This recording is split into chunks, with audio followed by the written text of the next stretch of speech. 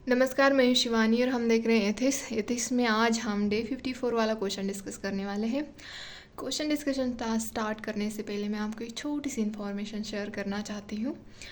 जो हमारा Telegram channel है वहाँ पे हम daily current affairs, daily quiz and जो भी न्यूज़पेपर मतलब इंडियन एक्सप्रेस, द हिंदू, इसमें जो भी इम्पोर्टेंस लगता है हमें प्रीलियम पर्सपेक्टिव से, तो उसको भी हम अपलोड कर देते हैं। और डेली 5 या 10 मिनट्स तो हम मैपिंग के लिए दे ही देते हैं। तो प्लीज़ आप ज्वाइन करें ताकि आपको भी हेल्पफुल रहे प्रीलिम्स के लिए। तो चलो अब हम देखते हैं कि क्वेश्चन क्या है। क्वेश्चन ये है कि corruption causes misuse of government treasury, administrative inefficiency and obstruction in the path of national development. Discuss Kautilya's views. मतलब हमें इसको डिस्कस करना है। ये जो पॉइंट्स लिखे हैं यहाँ पे, करप्शन कैसे कॉज करता है, गवर्नमेंट ट्रेजरी, एडमिनिस्ट्रेटिव इनएफिशिएंसी और obstruction in the path of national development, तो इसको डिस्कस करना है हमें। तो मैंने स्टार्ट किया इंट्रोडक्शन। यहाँ पे एक छोटी सी यहाँ पे मैंने डेफिनेशन लिखी है।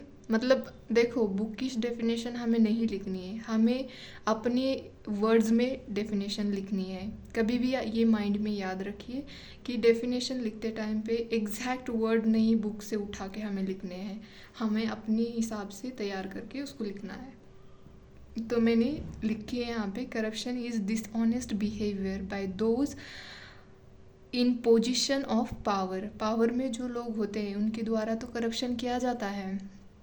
तो ये मैंने यहाँ पे लिखा है।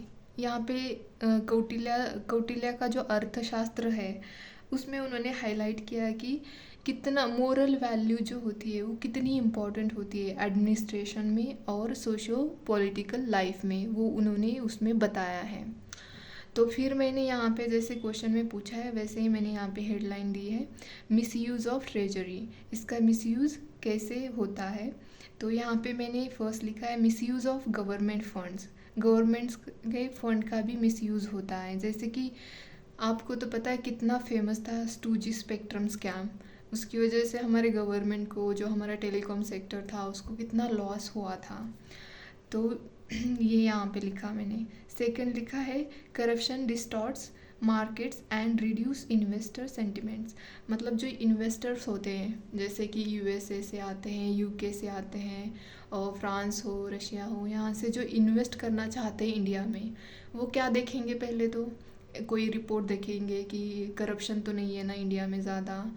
आई थिंक करप्शन में इंडिया का 85 नंबर है। एग्जैक्टली मुझे नहीं पता, लेकिन मैं आई एम श्योर कि 85 ही होना चाहिए। करप्शन में इस पोजीशन पे है हम।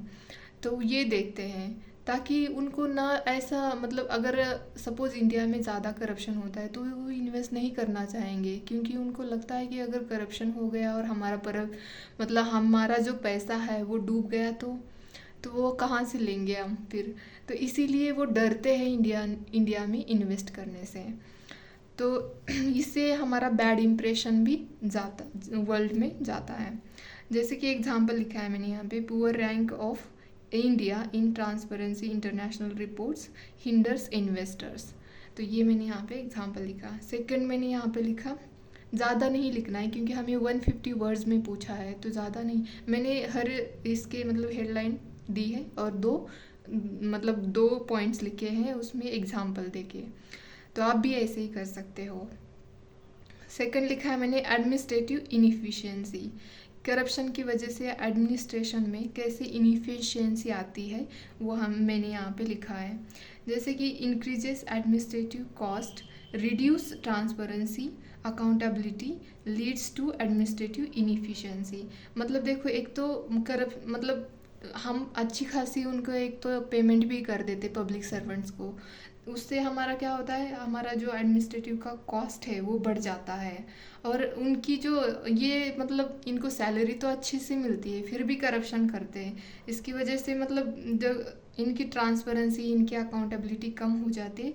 ये आगे जाके क्या करेगा, फिर एडमिनिस्ट्रेटिव इनएफिशिएंसी आ जाएगी। तो एग्जांपल मैंने यहाँ पे लिखा है कि जो नाइजीरिया एक कंट्री है अफ्रीका में, तो वहाँ पे करप्शन हुआ था ऑयल सेक्टर में। तो इसकी वजह से क्या हुआ कि जो डेवलपमेंट होनी चाहिए थी कंट्री की, वो डेवलपमेंट ही नहीं हुई। डेवलपमेंट नहीं होने के कारण वहाँ पे लोगों में मतलब आप जानते हैं ना कितनी अफ्रीका में पुअर कंट्रीज़ है, क्यों? वहाँ पे डेवलपमेंट ही नहीं होती है। तो इसीलिए मतलब लोगों को मतलब जो फूड होता है वो तक नहीं खाने मिलता। तो इतनी ज़्यादा पॉवर्टी है वहाँ पे। तो इससे क्या होता है, लोगों का गवर्नमेंट से विश्वास ही उड़ जाता है। तो ये मैंने यहाँ पे एग्जाम्पल लिखा है। और फिर मैंने यहाँ पे लिखा है second, corruption breeds corruption.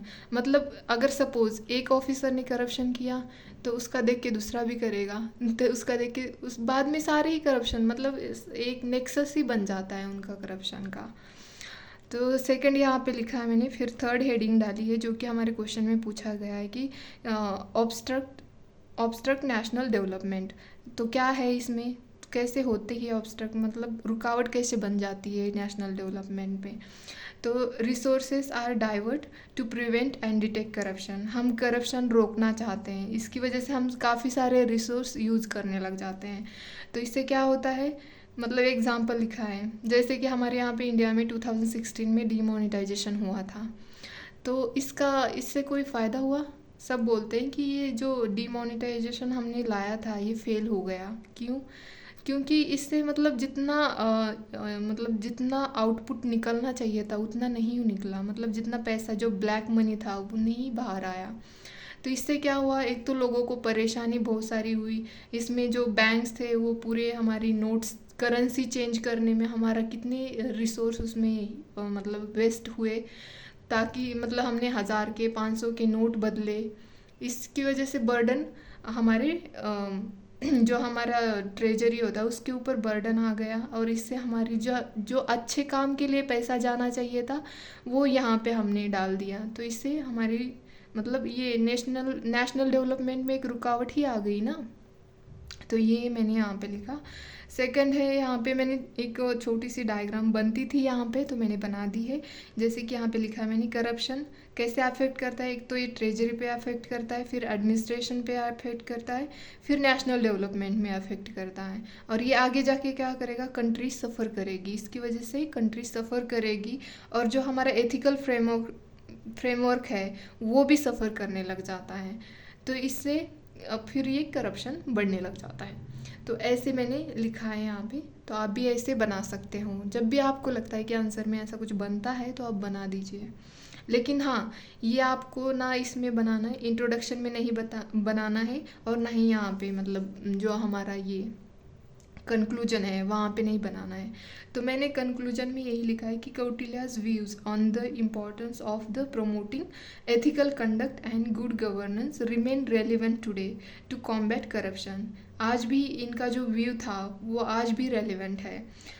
He emphasized the importance of strict laws, regulation, effective enforcement mechanism, promotion of ethical values among public servant।